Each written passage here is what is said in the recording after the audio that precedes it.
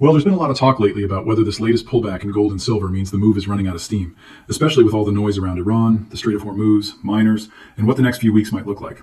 So in this video, we're going to separate signal from noise, and you are going to walk away feeling a lot clearer and a lot more confident about what actually matters here. Today is Sunday, April 19th in New York, and before we go any further, tell me in the comments what day and date you're watching from. And if you value this kind of breakdown, subscribe and comment Our John AG. That helps. Now, in case you've been hearing some of the louder claims floating around over the weekend, this is the basic idea. Iran tightens control over the Strait of Hormuz again after the market had started leaning the other way. Oil could jump, risk assets could wobble, miners could get squeezed by higher fuel costs. Silver is still acting stronger than a lot of people expected. Gold is hanging up near historic highs. And then, layered on top of all of that, you've got people saying this proves some giant hidden force is in the market and that the next move higher is basically guaranteed. That sounds dramatic. It also mixes real things with big leaps that have not been proven. So let's take it apart piece by piece, because when you do that, the picture actually gets better. The bullish case does not need the weakest claims in order to stand up. Here's what I mean. Yesterday, I was at a precious metals conference in Warsaw, and three conversations kept coming up. The first was the latest turn in the Middle East, especially the back and forth around shipping through the Strait of Hormuz. The second was mining stocks, especially what happens to margins when oil rises. And the third was silver. Not just silver the metal, silver the story, silver the rumor. Now, on that first topic, I think a lot of people are oversimplifying it. The easy take is this. If the strait tightens, oil goes up, fear goes up, gold goes up, and everything else goes down. Clean, simple, easy to post. The problem is, markets are usually not that neat. Based on recent market updates, we just watched traders swing from one headline to the next in a matter of days. First, there were signs that traffic might resume and that some kind of temporary de-escalation could hold. Then that mood flipped again as Iran restored tighter control and shipping uncertainty returned. So yes, oil can react quickly to that. But the knock-on effect for gold and silver is not just a one-line equation, because here's the part people skip.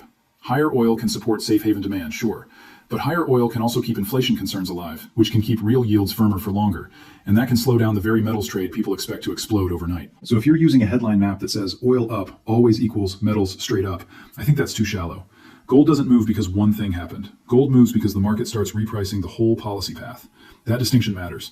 And it matters a lot right now, because during the brief moment when traders thought Hormuz might stay open, gold actually found support anyway. Why? Because lower oil also cooled inflation fears and brought rate cut thinking back into the conversation. That helps non-yielding assets too. So the metal has been showing you something important. It is not leaning on one single crutch. That is strength. And silver, by the way, has been showing its own version of that strength. Based on recent market pricing, silver spent the last stretch moving around the upper 70s into the low 80s, with traders still dealing with a market that has been in supply deficit for years. That does not mean silver goes straight up from here. It does mean the metal has been more resilient than many expected after the pullbacks earlier in the year. Now, the second conference topic was mining stocks, and this one is real. If oil rises hard and stays elevated, miners feel it. Diesel matters, haul trucks matter, power matters, transport matters. And when you're talking about lower grade operations or projects that already live on thinner economics, a jump in energy costs can start eating away at the thesis very quickly. That is especially relevant for mining stocks because you can have a bullish commodity and a disappointing stock at the same time. Investors forget that. They think metal up means miner up. Sometimes yes, sometimes not even close. If costs rise faster than realized prices, margins can get squeezed even while the commodity story looks great from a distance. So when people ask, shouldn't miners be flying if the metal story is so bullish? The answer is not always, not automatically. Not all at once. Some operators are better positioned, some jurisdictions are better, some balance sheets are stronger, some companies can absorb a higher energy bill, others can't. But the main thing I want to focus on today is the silver conversation, because this is where the room really came alive, and it's also where the biggest mistakes are happening. There's a theory making the rounds that the United States may be rebuilding some kind of strategic silver reserve in the background, and that this hidden demand is one of the main reasons silver has stayed so firm. The version of the theory changes depending on who is telling it, but the broad outline usually sounds something like this. Refiners got jammed up, silver was harder to process or move, a big miner reported an unusually strong realized selling price in a rising market, a large critical minerals processing project in Tennessee got US backing, and all of that supposedly points to quiet official buying happening behind the curtain. Now, are there real facts inside that bundle? Yes, absolutely. That is what makes the story seductive. A major miner really did report a realized silver price late last year that was meaningfully above the quarter's average benchmark price. A major Tennessee smelter project tied to critical minerals really is moving ahead with U.S. support and is expected to handle a range of metals, including silver, alongside others that matter to defense and industrial supply chains. And yes, the broader silver market has been running through structural deficits for several years now, which means inventory behavior does deserve attention. All of that is real, but the leap from that to, therefore the government is secretly rebuilding a silver stockpile through prearranged purchases is still a leap, a big one. And as of right now, there is no public proof that closes that gap. That doesn't mean it is impossible. It means it is unproven. In fact, the simpler explanation is still the better one. The miner itself pointed to timing of sales in a rising price environment. That may not be as exciting as a hidden government bid, but boring explanations are often the ones that survive contact with the evidence. There's another issue too. Some people tried to strengthen that theory by pointing to a congressional financial disclosure involving shares of that miner. But when you actually look at the publicly available filing, it was not framed the way people were implying, and the timing is not as neat as the rumor version makes it sound. So again, once you strip away the presentation layer, what looked explosive starts looking a lot more ordinary. And I think that's healthy, because silver bulls should not want to build their case on one missing leg. You don't need a secret purchase program. You don't need whispered refinery drama. You don't need some cinematic reveal where everyone wakes up and discovers the government has been quietly cornering metal. Silver already has enough going for it without that. That's the point. When a story needs the most speculative detail in order to hold together, that is usually a warning sign. But when the story still works after you remove the weakest parts, now you're dealing with something sturdier. So what is the sturdier story? It's the one that says silver is tight for reasons we can actually see.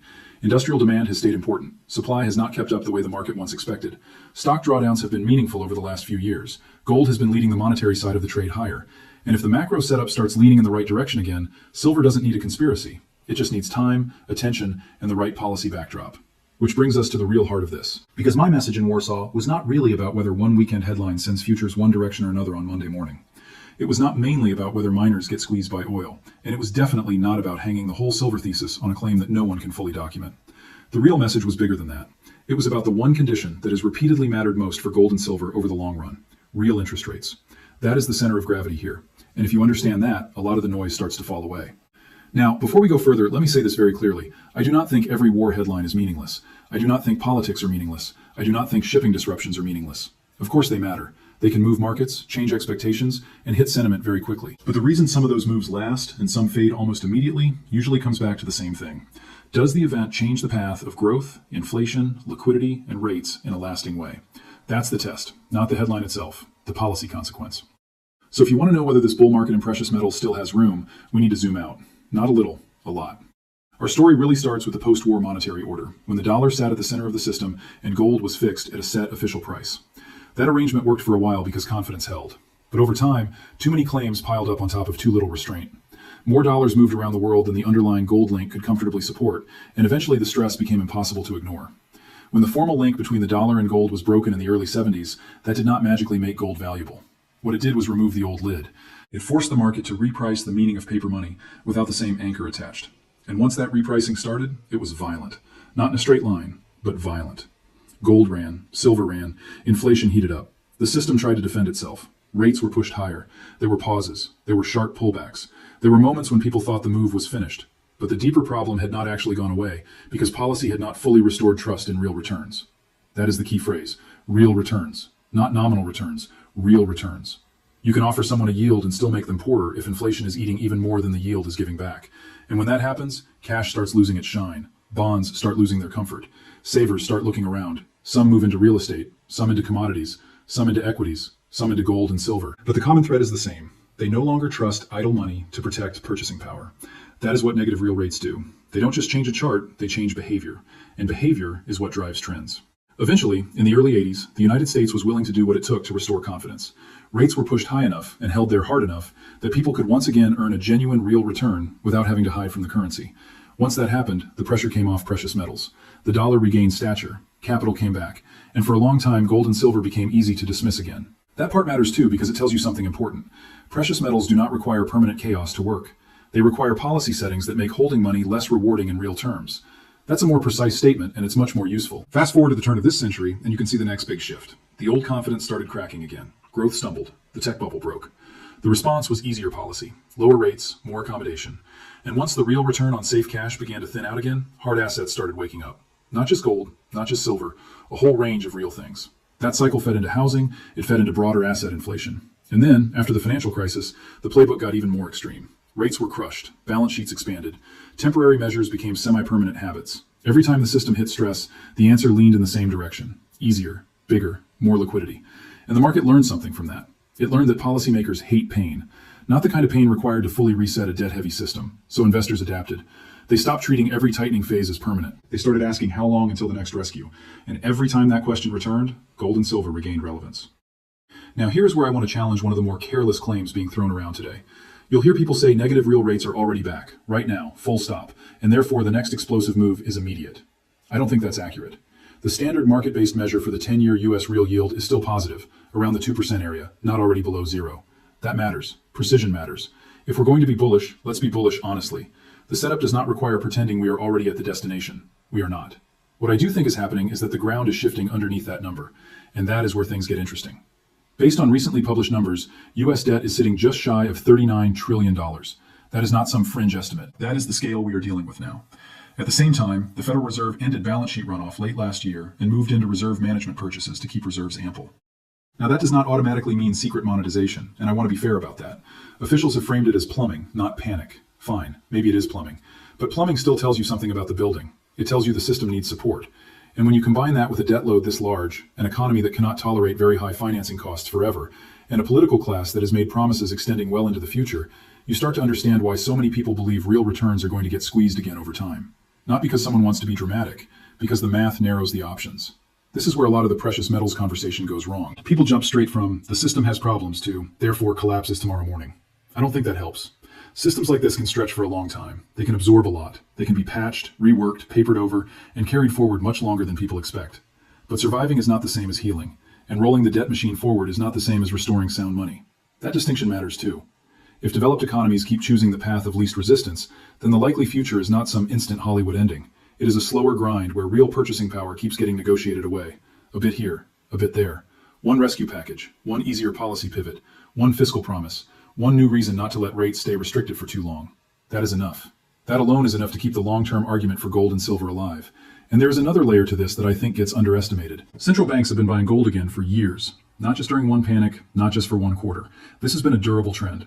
Official sector buying stayed strong even with prices elevated, and the burst we saw a few years ago was not some isolated accident. It reflected a bigger shift in how reserve managers think about trust, neutrality, and political risk. That's huge, because when institutions that large decide they want more metal and fewer assumptions, you should pay attention, especially when the old reserve model starts looking more political and less neutral. Now, silver is not gold. I want to be very careful there. Central banks do not treat them the same way. The official sector bid that supports gold does not copy and paste onto silver. But gold leads the monetary conversation, and silver often responds once the market starts believing the monetary move has legs. That's why I keep coming back to this. If gold remains well supported near record territory, while the policy backdrop drifts toward weaker real returns, silver does not need to invent a new identity. It just needs the market to reconnect industrial tightness with monetary momentum. And that can happen faster than people think. Let me put it another way. If you believe the bull case requires a secret silver stockpile program, then your thesis is fragile. If you believe the bull case rests on visible fiscal pressure, repeated policy easing, durable gold demand, a structurally tight silver market, and the likelihood that real returns get compressed again over time, then your thesis is much more durable. That is the version I'm interested in. And that is the version I was trying to get across. And there's a fiscal layer here that almost nobody can ignore anymore.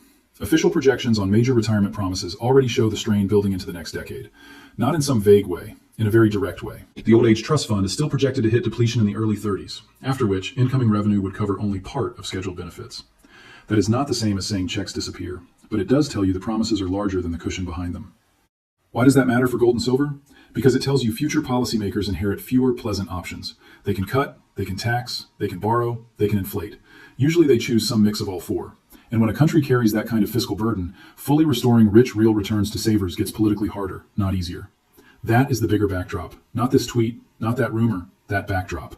The same thing applies to the Fed conversation. A lot of people hear that balance sheet runoff ended and immediately jump to a dramatic conclusion. I think we should be a little more careful than that. Officials have been pretty explicit that the shift into reserve management purchases was about maintaining ample reserves and keeping the operating framework working smoothly. Fine, I take that seriously. But at the same time, a system that constantly needs careful liquidity management while debt keeps compounding is not a picture of effortless strength. It's more like a machine that still runs, but only because the maintenance schedule keeps getting more important. That doesn't mean the machine breaks tomorrow. It means you should stop pretending it's brand new. And this is one reason I think gold has stayed so well bid, even while real yields remain positive by the standard measure. Gold is not only reacting to where that one number sits today, it is also reacting to what the market increasingly suspects about the direction of policy, the credibility of long-term discipline, and the sheer scale of obligations that have to be financed somehow. Based on recent price action, gold held in the upper 4,000s, even through war scares, ceasefire chatter, and rate uncertainty. Markets don't do that for no reason. That is not normal behavior for an asset people are supposedly falling out of love with. And silver, because it lives in both the monetary world and the industrial world, can look messy right until the moment it stops looking messy and starts moving all at once. That's another thing newer investors underestimate. Silver can spend a long time irritating both bulls and bears. It can pull back harder than gold. It can overshoot in both directions. It can look like it's failing right before it catches a second wind. That's why the metal tests conviction even more aggressively. So when somebody says, silver hasn't broken out cleanly enough, therefore the story must be wrong, I think that is too impatient. But when somebody says, silver is definitely going vertical next week because of a hidden government stockpile theory, I think that is too reckless. The truth is usually somewhere in between. Strong backdrop, volatile path. And there is one more fresh piece of context that matters here. The large Tennessee project people keep referencing was not publicly framed as a silver rescue mission. It was framed much more broadly as a critical minerals and supply chain security effort, which makes sense given the metals involved in the geopolitical environment we're in. That is important because once you remove the exaggerated framing, the project still matters. It still tells you Washington cares about processing capacity, domestic resilience, and reduced dependence on hostile or fragile supply chains. That's bullish in a different way. Not because it proves a hidden silver bid, because it proves strategic materials are moving higher on the priority list. That broader industrial policy trend can support interest across the metal space over time, even if the splashiest rumor attached to it turns out to be overcooked. And let me make one more historical point, because I think this helps people stay grounded. In every major metal cycle, there were stories people used to explain the move that later turned out to be too small, too early, or just plain wrong. But the big trend still happened anyway, because the deeper monetary condition was there. That's why I keep trying to pull people back to first principles. If you anchor your view to the loudest rumor, your conviction rises and falls with the rumor. If you anchor your view to debt, liquidity, real returns, and trust in the currency, you have a much steadier compass. That is what serious investors need, a compass, not a campfire story. And if you think I'm being too skeptical about the silver stockpile theory, ask yourself this. Would the bullish case really disappear tomorrow if that theory were proven false? I don't think it would. Gold would still be near historic highs. Silver would still be in a market that has chewed through a lot of inventory in recent years. Debt would still be massive. Official demand for gold would still be meaningful. The Fed would still be operating in a world where reserves have to stay ample. So even under the skeptical version, the bigger thesis survives. That's exactly why I'm comfortable being skeptical. Now, there is one more thing we have to talk about because I know how these markets work and I know what happens after a strong run. People start watching every pullback like it's a verdict. They think if gold or silver drops for a few sessions, the entire thesis must have been wrong. They think if miners underperform for a few weeks, the cycle is over. They think if a headline temporarily cools the panic bid, that means the story has changed. Not necessarily. Sometimes a pullback is just a pullback. Sometimes a market needs to digest. Sometimes a crowded trade needs to shake loose the late arrivals. Sometimes the metal pauses because yields firmed a bit, or because the dollar bounced, or because traders got ahead of themselves and had to reset. That is normal. That is not betrayal. That is how trends behave. The real question is not whether price can wobble. Of course it can. The real question is whether the conditions that built the move are still mostly intact. And I think, broadly speaking, they are. Let's line them up. Gold is still sitting at a historically elevated level, even after volatility, which tells you demand has not vanished. Silver is still trading in a zone that would have sounded absurd to many people not that long ago, even after choppy swings. The silver market still carries the baggage of multiple years of deficit. U.S. debt is still enormous and growing. The Fed has already shown that balance sheet contraction is not some endless one-way street. Official demand for gold has stayed serious, and the political appetite for sustained real austerity remains, in my view, very low. That's a powerful list. Now, does that mean straight up from here? No. It means the larger setup is not dead just because the market has emotions. And one more thing. If you're successful, share your success story in the comments so others can stay motivated. I say that because these markets test people. They test patience, they test conviction. They test whether you actually know why you own something, or whether you were just borrowing someone else's confidence for a few weeks.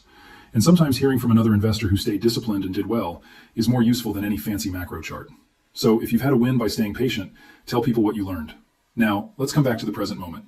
What happens next probably depends less on whether the next headline out of the Middle East is scary, and more on whether that headline changes inflation expectations and the path of policy in a lasting way. If energy volatility stays high, that can complicate rate cut hopes in the short run. If growth starts slowing while fiscal pressure remains intense, that can pull in the other direction and revive the case for easier policy. Those forces can fight each other for a while. That is why I do not think the next move should be treated like some simple one-day prediction game. There is tension here, real tension, and that is exactly why precious metals remain relevant. They sit at the intersection of fear, liquidity, inflation, distrust, and policy response. They are not just trading on one emotion. They are discounting a whole system that keeps trying to get through the next bend without taking the medicine that would actually reset things. And by the way, that does not just affect markets. It affects savers in an ordinary, very human way. Because most people are not sitting around all day comparing yield curves. They are living life. They are paying bills. They are replacing appliances. They are thinking about tuition, insurance, groceries, housing, and retirement. And over long stretches, what hurts them is not one dramatic crash. It is the steady feeling that their money works harder on paper than it does in real life. That's the environment precious metals speak to, not because they are magical, because they are outside the promise. That's what people reach for when trust keeps thinning. And I think that is one reason this conversation keeps getting bigger, even when the market cools for a bit.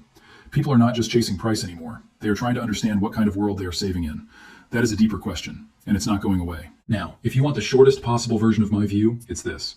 The immediate geopolitical backdrop is noisy and can whipsaw markets, but it is not the foundation of the bull case. Mining stocks deserve more selectivity than many investors are using, especially if energy stays elevated. The hidden silver stockpile theory remains unproven, and, in my opinion, should be treated as a possibility at most, not a base case. The real engine is still the medium to long-term path of real returns, debt pressure, and policy response. And on that front, I think the bigger trend still points in a constructive direction for gold, and, by extension, for silver. That does not mean you throw caution away. It means you stop getting distracted by the weakest argument in the room. One more question for you. Do you think this market is being driven more by headlines right now, or by the slow grind of debt, rates, and currency dilution underneath the headlines? I'm genuinely curious where you land on that, because how you answer it says a lot about how you're likely to react during the next correction, and that matters. Because the next correction, whenever it comes, is going to test whether people actually understood the assignment. If you bought gold or silver because you thought one weekend crisis would launch everything vertically forever, you're probably going to get shaken out. If you bought because you think governments are trapped between debt, promises, and political limits, then a pullback is annoying, but it doesn't necessarily break your logic. That is a much better place to operate from. Now, I also want to say something that might sound strange in a bullish video. You do not need the world to end for this trade to work. Some of the biggest gains in precious metals have happened not because society stopped functioning, but because policymakers kept the system functioning in a way that quietly weakened the currency over time. That is a very different setup from total collapse, and honestly, it is a much more plausible one. So I'm not rooting for a breakdown. I'm not rooting for a freeze-up.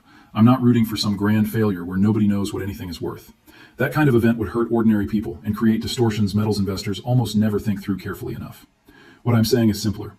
If the policy path continues to prioritize debt management, liquidity support, and politically tolerable outcomes over deeply positive real returns for savers, then gold and silver should continue to have a place. A serious place. Not a novelty place. A serious one. And if the market gives you a pullback while that bigger logic remains intact, you should at least recognize the kind of opportunity that may represent. Notice I said recognize, not blindly chase. Recognize. There is a difference between conviction and recklessness. Conviction says, I understand the thesis, I understand the risks, and I understand the time horizon. Recklessness says, I saw a wild claim online and now I'm all in because someone promised the moon by Friday. Don't do the second one. There are enough people in this space selling adrenaline already. You don't need more of that. You need clarity. So, putting all of this together, what do I think? I think the market got ahead of itself in a few places. I think some people used real facts to tell a bigger story than the evidence can currently support. I think the silver market is strong for reasons that do not require hidden government buying. I think miners need more discrimination than the average conversation is giving them. I think geopolitical shocks can absolutely matter, but mostly through the way they alter growth, inflation, and policy expectations. And I think the broader precious metals bull case is still alive because the structural pressures that support it have not gone away. In some ways, they've intensified. Debt is larger, policy flexibility is smaller, the cost of maintaining confidence is higher. That's not bearish for metals. That's why they're still in the conversation. And if real yields keep drifting lower from here, not necessarily in a straight line, not necessarily tomorrow, but over time, I think a lot of people are going to realize they spent too much time chasing rumors and not enough time watching the one variable that actually matters most. Keep your eye on that. Keep your eye on real returns. Keep your eye on what policymakers can realistically afford to do, not just what they say in a press conference. And keep your eye on the difference between a dramatic story and a durable thesis. That difference can save you from a bad decision. Thank you for spending this time with me. Subscribe if you haven't already, and if this helped you think more clearly, let me know below. This is for educational purposes only. I'm sharing analysis, interpretation, and my own market view, not telling you what to buy or sell. So make your own decisions carefully and do your own homework before putting real money on the line.